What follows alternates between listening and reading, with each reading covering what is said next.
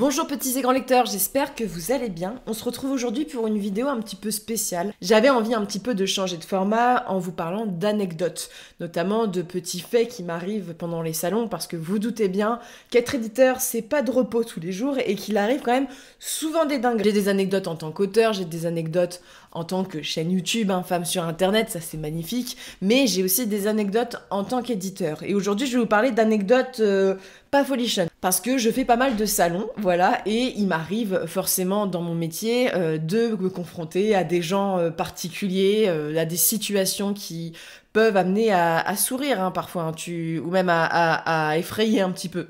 Ce sont des anecdotes que j'ai dit pour certaines sur Twitch, mais il y a aussi du croustillant dans celle-ci. On va parler d'un sujet très compliqué, je savais pas si je devais en parler, et après mûre réflexion, d'avoir parlé avec des éditeurs, et puis moi ça va me permettre de décharger un peu, parce que ce sont des anecdotes lourdes là. On n'est pas sur des anecdotes drôles, parce que des fois on se marre, mais des fois là ça va pas être le cas, et ce sont des choses assez graves qui se sont passées, et c'est important d'en parler parce que ce sont des choses qui peuvent arriver à chacun dans plein de métiers différents. Et c'est vrai qu'aujourd'hui, je ne vais pas vous parler de clients qui arrivent avec des t-shirts de hentai extrêmement explicites et qui me demandent d'exposer un petit peu la maison d'édition et de leur parler et de vendre des livres à des gens avec des t-shirts voilà, très compliqués, ou que tu vois que ça et tu te dis il faut que je me concentre, ou des gens particuliers, du moins parfois on se retrouve face à des situations, on se retient de rire, mais en général, ça se passe bien.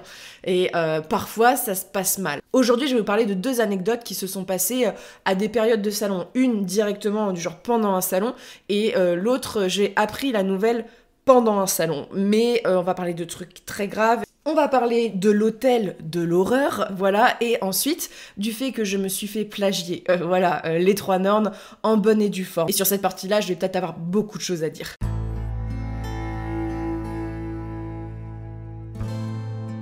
Alors, l'hôtel de l'horreur. Quand on se déplace en salon, on dort donc dans des hôtels, je bouge partout en France, et il m'arrive parfois d'être seule, voilà. Ce qui fait que quand t'es une femme seule dans les salons, ça amène un public parfois un peu compliqué. On en parlera peut-être dans d'autres vidéos, mais c'est vrai que c'est pas du tout la même chose quand tu es accompagnée ou seule, quand t'as un mec sur un salon et que t'en as pas. Voilà, et donc je vagabonde avec ma petite voiture, et je me rends à un salon qui s'appelle les Dormantastiques, au mois de juillet. Et les Dormantastiques, ça a été un week-end en plus. J'ai vécu cette anecdote alors que j'aurais pu très bien me l'épargner, parce que le dimanche, on a dû évacuer le salon à cause d'une tempête. Mais salon donc tout à fait sympathique, il n'y a pas du tout de problème avec le salon en soi. Je passe mon samedi, je fais 2-3 heures de route pour y aller, et donc je dors sur place dans une ville qui s'appelle Château-Thierry, il me semble. Je dors toujours dans des hôtels miteux, parce que malheureusement je n'ai pas les moyens de me payer des gros hôtels, donc je suis une femme qui vit dans les F1 et c'est formidable, voilà, avec, vous savez, les douches avec les rideaux, demi-douche dans salle de bain. Alors déjà t'as une salle de bain, parce que des fois c'est salle de bain commune, mais demi-douche où tu sais que Momo le routier a eu ses fesses qui ont collé au rideau de douche comme toi, c'est un plaisir. Et là j'ai vécu une scène digne d'un film. Alors c'est pas la première fois que j'ai vécu des scènes dans des hôtels ou dans des Airbnb ou ce genre de choses où j'ai eu peur pour ma vie. La première, ça s'est passé à Angers au tout début. Je crois que c'est la deuxième année que j'allais à Angers. Et c'est pour ça que je retourne plus à Angers, parce que je me suis quand même fait peur cette année-là. Je dors dans une chambre où en fait il y a des gens qui ont essayé de rentrer dans la chambre pendant que je dormais. Voilà. Qui ont essayé de forcer la porte et ce genre de choses. Et là, on se retrouve donc dans ce petit hôtel de Château-Thierry qui est pas non plus affreux. La chambre est mieux qu'un F1, placée sur un axe à côté d'un Burger King et d'un McDo. Donc bref, un hôtel normal. La nana hyper gentille, je fais ma journée, je me pose, du genre, j'avais beaucoup moins peur dans ce type d'hôtel que dans certains types, je dis les F1, les premières classes, parce que c'est vrai que les premières classes, il y a des bagarres parfois qui éclatent voilà, sur les parkings, il y a des trucs parfois où t'es pas rassuré quand t'es tout seul, tu vois. J'ai toute une technique, je mets mes sacs devant ma porte et ce genre de choses. Et je m'installe. Le contexte, c'est qu'on est à la période où il y a des émeutes en France, c'est il y a 2 ans, je pense, et l'ambiance est un peu bizarre, parce que quelques semaines avant, j'apprends que des éditeurs se sont fait casser leur bagnole sur un salon où on était ensemble. Moi, j'ai eu de la chance. Et je rentre dans l'hôtel, fait très chaud, c'est la canicule, donc j'ouvre les fenêtres. On est au premier étage et, euh, et je me couche, voilà, parce que la journée est longue, hein, quand tu pars à 4, 5, 3 heures du matin pour installer ton stand, c'est vrai que t'es contente, j'ai mangé mon Burger King. Activité du samedi qui fait pas rêver, hein. Des fois les gens, ils me prêtent une vie de rêve, je mange des Burger King le samedi dans des chambres d'hôtel pourris. C'est pas une vie de rêve. Je me couche, voilà, je commence à m'endormir et je mets des boules caisses parce que dans les hôtels, vous savez très bien qu'il y a des bruits suspects, que ce soit les ronflements ou d'autres activités, voilà, en tout genre, parce que c'est vrai que quand tu dors dans des hôtels miteux, c'est là que tu te rends compte que il y a beaucoup de chambres qui servent pas à dormir, voilà, si je peux me permettre. Je m'endors assez profondément, peut-être une heure ou deux après, donc vers minuit, j'entends un bruit énorme, un bruit tel que ça me fait sursauter. J'ai les boules caisses et j'ai le cœur qui s'emballe. Et là, je me dis, merde, je suis en train de faire une crise d'angoisse. Parce que je suis quelqu'un qui est sujette aux crises d'angoisse, donc ça m'arrive parfois de me réveiller la nuit avec ce sentiment de l'impression de mourir sur place. Donc je commence à avoir la respiration qui s'emballe, j'ai très chaud. Et je commence à enlever les boules caisses. Et là, j'entends des bruits. J'entends des bruits, j'entends des murmures de ce genre de choses. Je comprends pas. Donc en fait, je sors du lit précipitamment et dans ma tête, je me dis, putain, il y a des gens qui sont en train de casser les bagnoles de l'hôtel. Tu vois, parce qu'en fait, il y a eu 2-3 gros bruits comme ça. Et je me dis, merde, ma voiture et tout, comment je vais faire pour rentrer chez moi si elle est cassée? Mes parents, ils vont pas faire 3 heures de route pour venir me chercher. Tu vois, je commence à paniquer, je suis seule. Voilà, à l'époque, je vous rappelle, j'ai 28 ans. Ça commence à monter et là, j'entends des très grosses voix et j'assimile le fait que c'est en train de hurler ensuite dans la chambre à côté de moi. Et j'identifie le premier bruit que j'ai vu, c'était pas un claquement, c'était un hurlement de femme. Mais un hurlement, un truc que j'avais jamais entendu. Et donc, je rentends 2-3 hurlements comme ça. Je commence à paniquer. Et dans ma tête, je me dis, la nana qui dort dans la chambre à côté de moi est en train soit de se faire assassiner, soit de se faire agresser. Voilà. Et donc je ne sais pas comment réagir, je me dis est-ce que je sors et ce genre de choses, et au moment où je veux sortir, j'entends des grosses voix dans le couloir et j'entends ne sortez pas de vos chambres, mais tiens un gros truc, grosse voix comme ça. Donc je reste là, je me mets loin des portes parce que je comprends que c'est la gendarmerie ou les flics qui sont là. Et ça commence à élever le ton. Le fait que c'était la chambre qui était collée juste à la mienne, vraiment, je comprends que malheureusement, ils vont défoncer une porte. J'avais très peur qu'ils se trompent de chambre, qu'ils se défoncent ma porte. Donc je me mets en retrait, en fait je me mets même dans la salle de bain, parce que dans ma tête, je me suis dit à tous les coups, il va y avoir des coups de feu. Et vu l'épaisseur des murs de l'hôtel, je vais me faire canarder. Ça c'est le problème de regarder des true crime, je commence à paniquer un petit peu. Donc je me mets derrière le lit, voilà, dans le coin qui était pas très loin de la salle de bain pour me protéger. Et là, ça commence à monter le ton, j'entends monsieur, lâchez votre arme, un truc comme ça, et puis violent quoi, ça commence à insulter, et le mec en fait dans la chambre commence à élever le ton, à menacer de mort et ce genre de choses. Ça dure, je pense que j'ai été cloîtrée dans ma chambre au moins une demi-heure à pas savoir s'il y avait des gens qui allaient se faire descendre à côté et tout. Et à un moment, ça se calme, à un moment, il n'y a plus de bruit. Il y a la femme qui continuait d'hurler en parallèle, voilà, à pleurer, à hurler. Et il faut dire, moi j'ai grandi à la campagne, hein, donc c'est des scènes, j'ai pas trop l'habitude. Et à un moment, je prends mon courage à deux mains et je me dis, il faut que je vois ce qui se passe parce que là, en fait, je suis en train de me faire une crise d'angoisse, mais très aiguë. Hein. Je sais pas pourquoi, mais il fallait que je sache si il fallait que je sorte de la chambre en fait. Tout ce que je voulais c'était rejoindre l'accueil, me mettre à l'abri, quitte à être là avec les dames de l'entrée et tout. Donc en fait je sors en pyjama et là mais vraiment à 2 pieds de moi, hein. Vraiment j'ouvre la porte juste à côté, il y a un mec couché au sol avec 3 flics sur lui qui le maintiennent au sol avec des armes de poing. J'avais jamais vu d'armes braquées, si des fusils de chasse, ce genre de choses, mais vraiment des armes de service braquées comme ça. Et le mec commence à gueuler et moi en fait dans ma tête je vois le flic qui me regarde et puis je fais il faut que j'aille chercher des affaires dans ma voiture.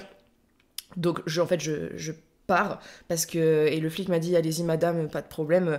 Je pars, j'arrive devant l'accueil, les dames de l'accueil sont tremblantes, et elles me disent, oh, vous êtes... Puis elle me regarde, elle fait, oh, vous êtes la chambre à côté, et je fais, oui, oui, elle fait, ça va et tout. Je dis, oui, oui, bah, je vais aller chercher des choses dans ma voiture, mais je préfère attendre avec vous à l'accueil, après, tant que ça se finisse, parce que, voilà, j'étais pas rassurée. Et en fait, le temps que j'aille chercher mes affaires à la voiture... le mec, et il y a une bagnole, donc je vois plein de bagnoles de gendarmes, flics là, et une ambulance. Et le mec, c'est un scénario de film, il sort, donc voilà, comme dans les films, hein, me noter, et la nana est derrière lui, transportée à l'hôpital, et le mec il dit à la nana, je vais te buter salope, bon des trucs, je vais te retrouver, je vais te faire la peau, et ce genre de choses. Et moi je rentre et je suis un peu abasourdie, hein. La dame il l'évacue et tout. Et à l'accueil, la dame me dit votre voisine s'est fait agresser voilà, de façon par cet homme qu'elle connaissait, hein, qu'elle a fait rentrer dans la chambre. A priori, il y avait du trafic de drogue en même temps. Bref, quelque chose de très incongru à Château-Thierry, dans un hôtel à côté d'un McDonald's. Donc, j'étais en mode, je suis rentrée et les policiers ont dit, il y a plus rien à craindre, vous inquiétez pas. Donc, et ben, j'ai pas dormi de la nuit après. Donc, je suis arrivée au salon, j'étais un peu en mode... Très bien. Et quand je rencontrais, je dis, bah, j'ai raconté cette histoire, parce que c'est pas tous les jours que ça t'arrive. Des trucs comme ça. Moi, c'est pas tous les jours que ça m'arrive. J'ai eu extrêmement peur, et surtout, c'est là où je me suis dit, je suis toute seule, je sais pas quoi faire, quoi. C'est vraiment, je sais pas quoi faire. Juste le truc de, je veux sortir de là, parce qu'en fait, j'ai beaucoup de mal avec les armes. Donc, je dis, s'il y en a un qui tire, le mur, la balle, elle va traverser, tu vois. Et le pire, c'est que le lendemain, au bout de 2 heures de salon, on nous dit de remballer. Donc, en plus, j'aurais pu rentrer chez moi samedi soir, tard dans la nuit, et éviter cette nuit de cauchemar qui m'a traumatisée des hôtels pendant longtemps. Et même maintenant, dès que j'entends des bruits, ce qui arrive très fréquemment dans les F1, parce que y a beaucoup de gens qui sont alcoolisés, qui se battent sur les parkings. Ça a été encore le cas ce week-end à Ronc, le F1. Il y a 2 personnes qui étaient devant moi, devant la queue, qui ont été extrêmement agressifs avec la personne qui gérait l'hôtel. Donc maintenant, voilà, c'est un peu mon trauma. Donc quand j'ai mis quelques temps à quand même vouloir redormir dans ce genre d'hôtel, mais financièrement, j'ai pas le choix. Donc voilà, il arrive quand t'es éditeur de te retrouver dans les hôtels de l'horreur, hein. Comme je vous disais, c'est déjà arrivé à des éditeurs de se faire péter leur bagnole alors qu'ils étaient en salon. Ça, tu peux pas le prévoir, c'est hyper incongru, et je pense que... Voilà, ça a été... et pourtant, j'ai vécu à Paris, hein, mais ça a été un des trucs les plus violents que j'ai vus, quoi. Et puis, je n'oublierai jamais les cris, quoi. C'est vraiment, je n'oublierai jamais les cris. C'était affreux, et je m'en suis voulu beaucoup de temps après de pas avoir su réagir vraiment, parce que je me suis dit, la dame, parce que entre le moment que j'ai entendu les cris et que les policiers sont arrivés, il y a peut-être eu 10 minutes, mais est-ce que j'aurais pu rentrer dans la chambre et l'aider, tu vois? Et en même temps, je me dis, si le mec était armé, c'est totalement con, hein,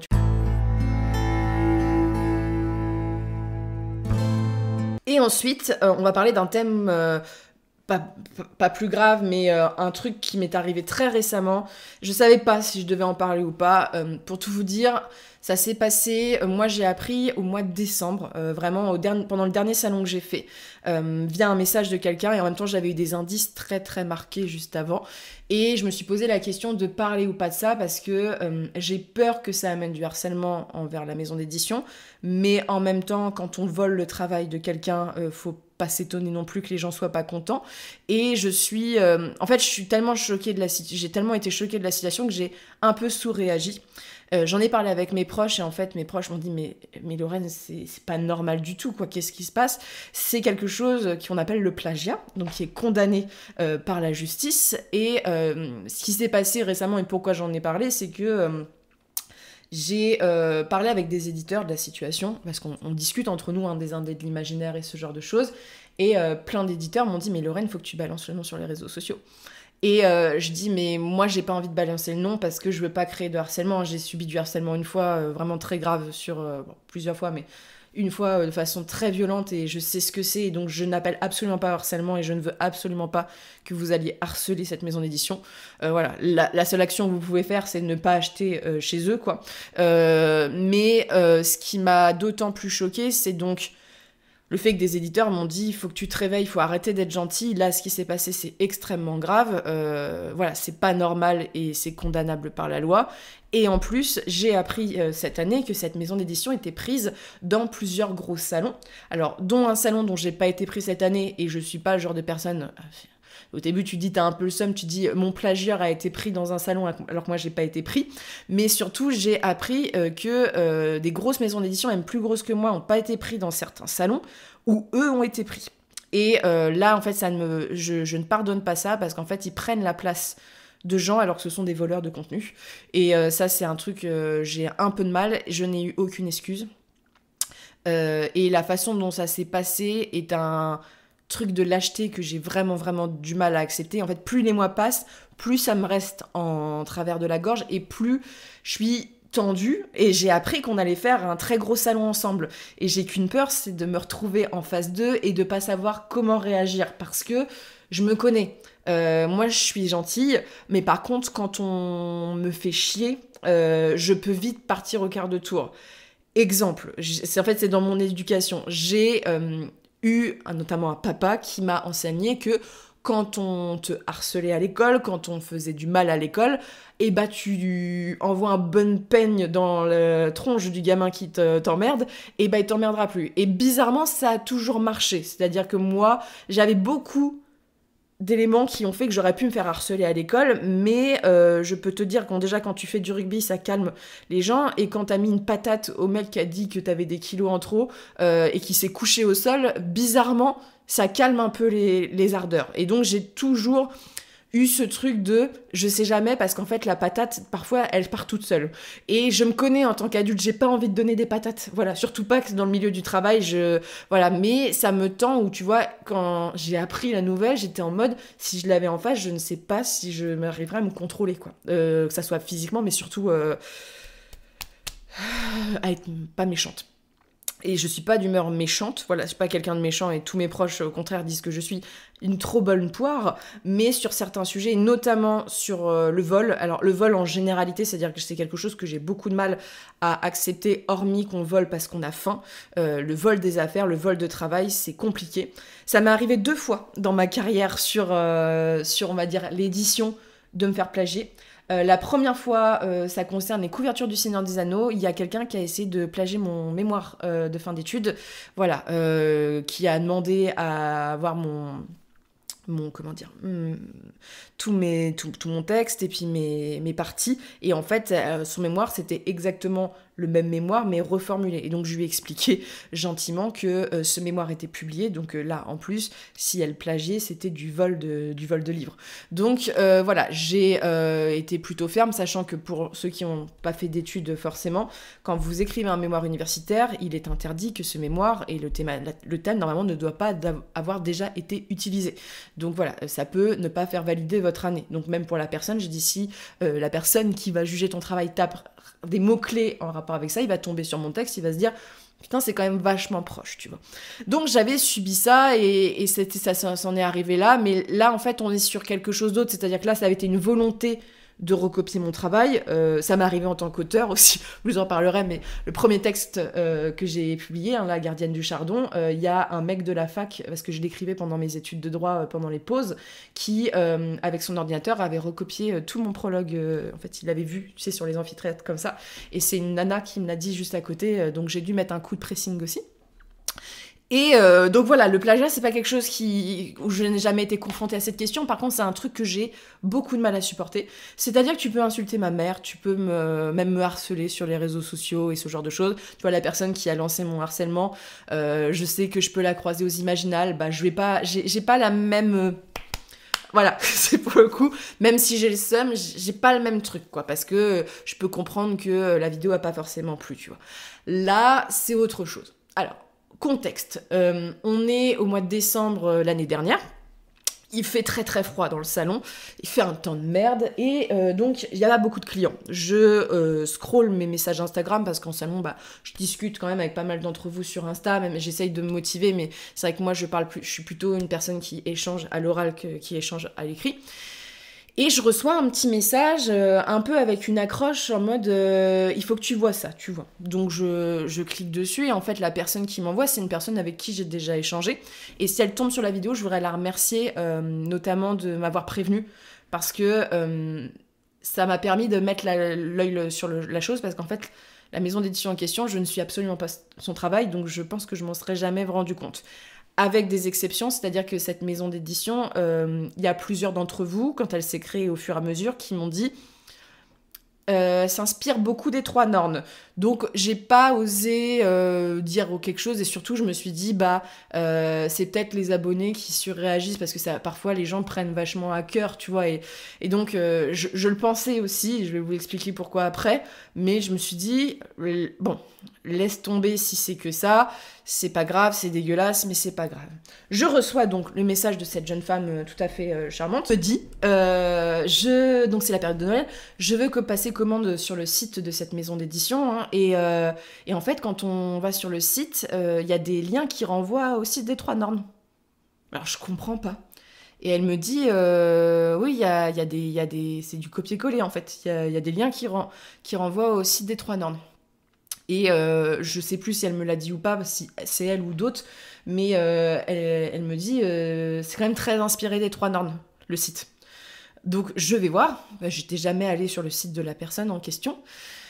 Et c'est vrai que dans les commandes, vous savez tout ce qui est quand il y a des problèmes de livraison et ce genre de choses, la nana avait totalement fait un copier-coller de mon site. Mais au-delà de ça, c'est que vraiment, s'il y avait des problèmes, les gens ils étaient renvoyés au lien des 3 Nornes. Donc en plus, un vrai copier-coller, elle n'a même pas eu le talent de changer les choses. Et plus je vais sur le site, plus mon visage commence à se décomposer. Parce que je vois un peu ce que la maison d'édition fait.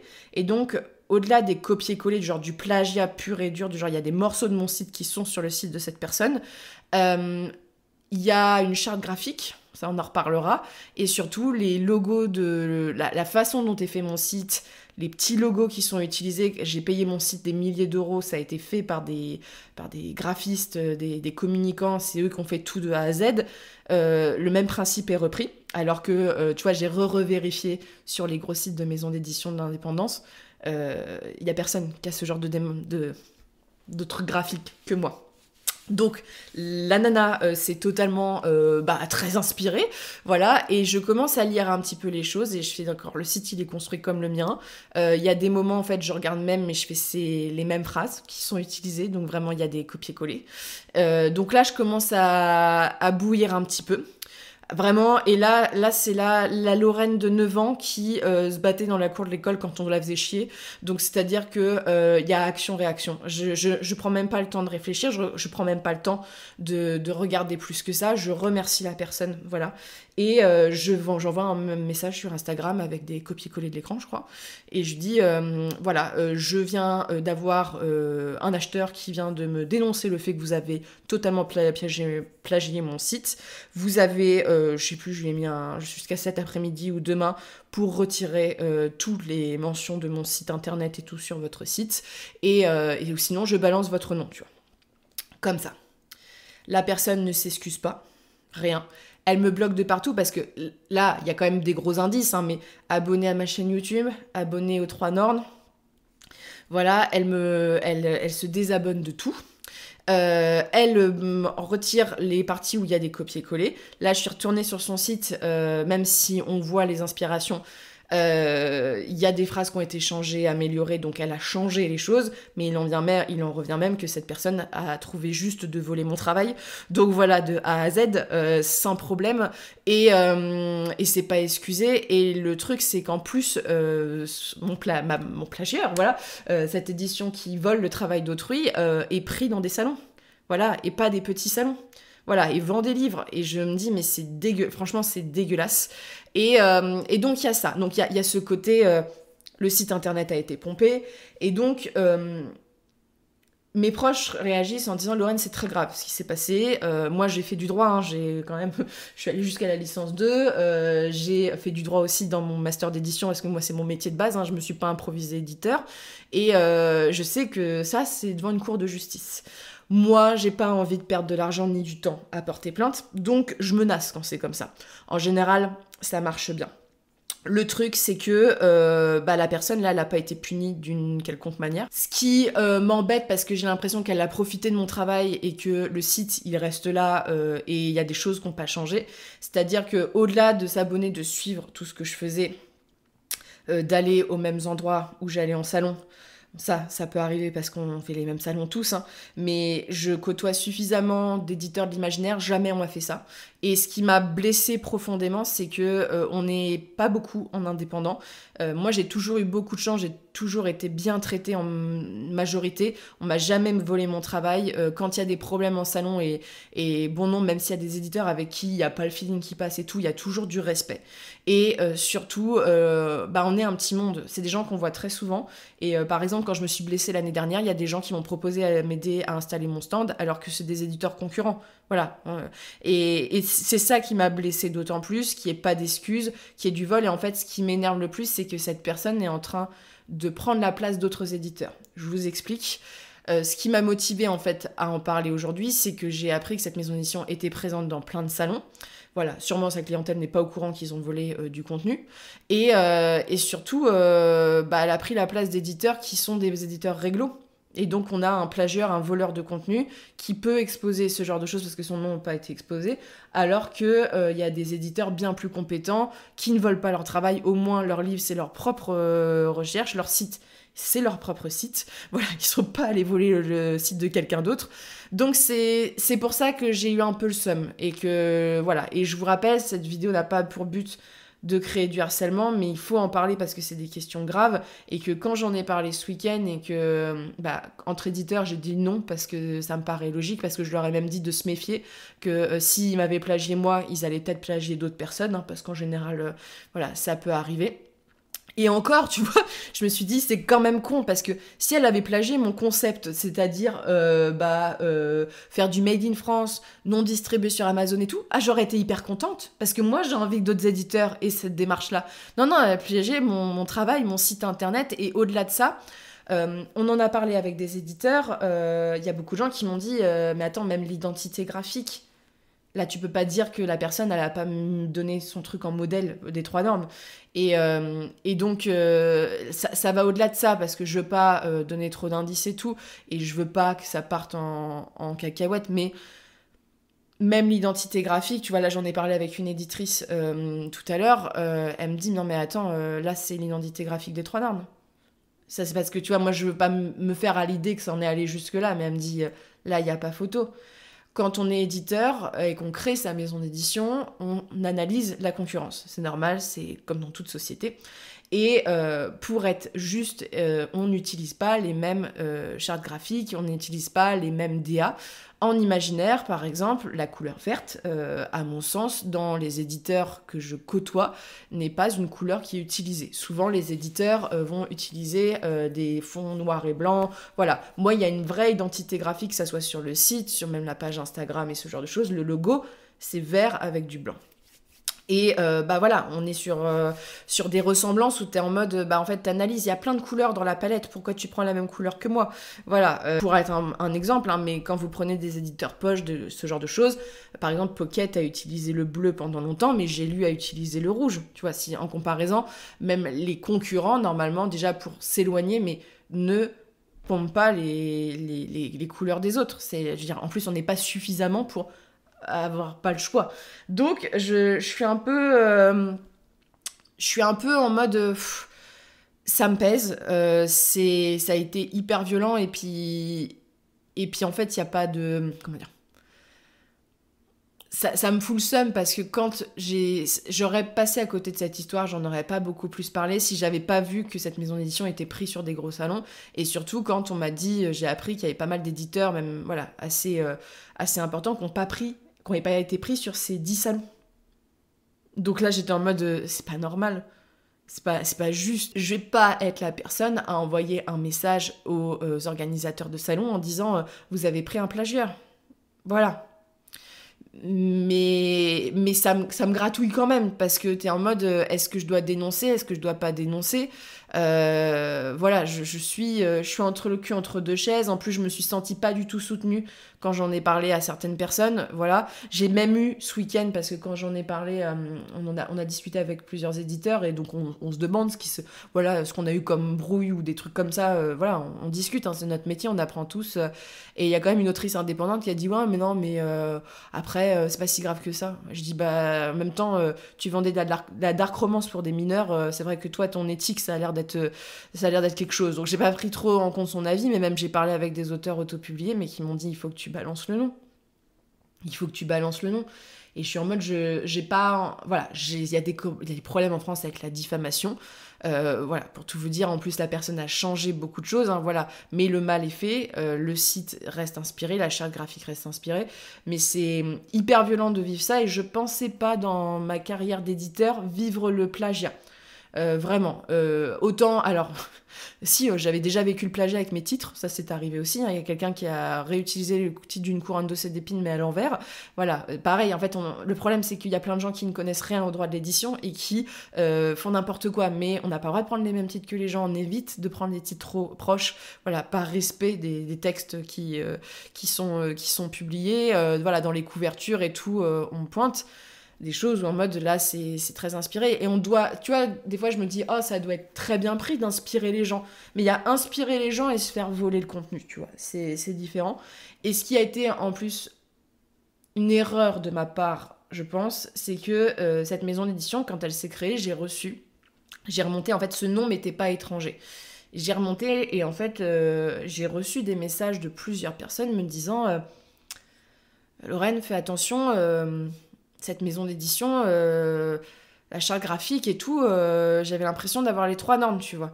Et là, j'étais en mode, oh, bah, c'est pas si grave. Et en fait, j'ai pas cherché à endiguer le problème plus tôt, tu vois.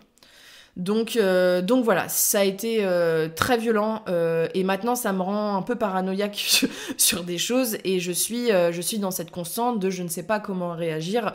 Donc je me dis que la vidéo, ça va peut-être me permettre aussi de tourner la page. Et je pense que plusieurs d'entre vous, ça leur est arrivé dans leur travail de se faire voler du contenu. Voilà, ça arrive très fréquemment, et je pense qu'il y a pas mal de gens qui peuvent s'identifier à ça. Mais les 3 Nornes, c'est mon bébé. C'est-à-dire que moi, j'ai sacrifié toute ma vie pour les 3 Nornes. Et quand je vous dis toute ma vie, c'est toutes mes relations amicales. Voilà, j'ai 30 ans, j'ai pas d'enfants, j'en veux pas, mais ça aurait été une raison pour laquelle je n'aurais pas fait d'enfants non plus. J'ai sacrifié énormément de choses, et j'ai pas envie qu'on me vole mon travail, tu vois. Et c'est ça qui est hyper frustrant, et en même temps, on se retrouve dans une époque de l'édition, que ça soit éditeur ou auteur indépendant, parce qu'il y a plein de gens qui font des trucs pas bien, mais où on banalise des comportements qui sont pas acceptables. Et ce monde-là devient de pire en pire. Et voilà. Et je me dis, dans quel monde on peut se dire, je vais copier le travail de quelqu'un et ça va passer, tu vois. Déjà qu'on imagine de voler le travail de quelqu'un et que ça va passer. Et puis je me dis, la personne, elle est quand même couillue, parce que je pense qu'elle suivait mon contenu et elle savait que j'allais pas balancer son nom, mais elle sait pas à qui elle pourrait avoir affaire, hein. Je connais plein de gens qui sont beaucoup moins consciencieux, hein. Et voilà, moi c'est parce que j'ai un certain respect pour autrui, hein, mais je suis pas le genre de personne à balancer des noms. Mais je peux vous dire qu'il y en a plein qui l'auraient fait à ma place. Voilà, qui aurait été tagué sur toutes les vidéos, qui aurait démonté son business. Et là, avec ce genre de comportement, tu peux te faire un business, voilà. Et donc, c'est pas cool. C'est pas bien. Et j'avais envie de vous en parler parce que j'en ai parlé rapidement. Là, j'ai eu plein de messages, et c'est le genre de truc que je veux pas laisser passer, parce que je me dis qu'avec ce genre de vidéo, ça fera peut-être passer l'envie à certains de vouloir me plagier. Alors, si vous souhaitez construire une maison d'édition qui fait de la production en France, éthique, qui ne travaille pas avec Amazon et qui imprime sur papier recyclé renouvelé, ça serait un plaisir, vraiment, parce que c'est un modèle, c'est un modèle que j'ai envie. Voilà, j'ai envie que plus de maisons d'édition se construisent sur des modèles éthiques. Mais par contre, ne volez pas ma charte graphique, ne volez pas mes types de couverture, ne volez pas tout ça. Voilà, et essayez d'être imaginatif, essayer de fonder ces choses, voilà. Et je pense que c'est la résurgence aussi du fait qu'il y a pas mal de gens qui se lancent dans l'édition qui n'ont aucun projet éditorial stable. Voilà, ils vont se réveiller un matin en se disant « je vais créer une maison d'édition », qu'ils ont aucune ligne éditoriale définie, aucune identité graphique. Les 3 Nornes, l'identité graphique, elle n'est pas née comme ça, hein. Elle est née pendant mes études. Je savais que j'allais utiliser ce genre d'identité graphique et ce genre de choses. Donc c'est un truc où tu te dis « c'est trop facile ». C'est trop facile et je pense que peut-être qu'il y a des gens du milieu de l'édition qui sont dans mon cas, qui ont déjà subi du plagiat, qui se sont déjà sentis foulés parce que on se rend compte que les couvertures qu'on a fait, bah, les gens utilisent le même type de couverture. Alors on peut se sentir flatté par ça, mais il y a utiliser, s'inspirer et pomper, voilà. Et surtout, il y a la façon dont c'est fait. C'est-à-dire que la personne, elle est partie comme une brigande. Après la menace, elle s'est déconnectée de tout et elle vit sa meilleure vie. Et je suis en mode, c'est pas normal, quoi. C'est pas normal que ce soit les gens qui font des trucs mal qui réussissent et les gens qui essayent de se tenir à des trucs bien qui galèrent, quoi. Et ça, c'est ça qui me bouffe un peu. Et je parle aussi au nom de mes collègues éditeurs, je pense, de vous, en tant que lecteur, ouvrez les yeux aussi. Voilà, quand vous voyez des choses, ouvrez les yeux, parce que y a des maisons d'édition qui sont très problématiques sur beaucoup de points, et pas que sur ces points-ci, et que en donnant votre argent, vous soutenez aussi, en quelque sorte. Donc voilà, moi j'essaye de faire au mieux dans mes achats. Après, vous faites ce que vous voulez, vous êtes grand.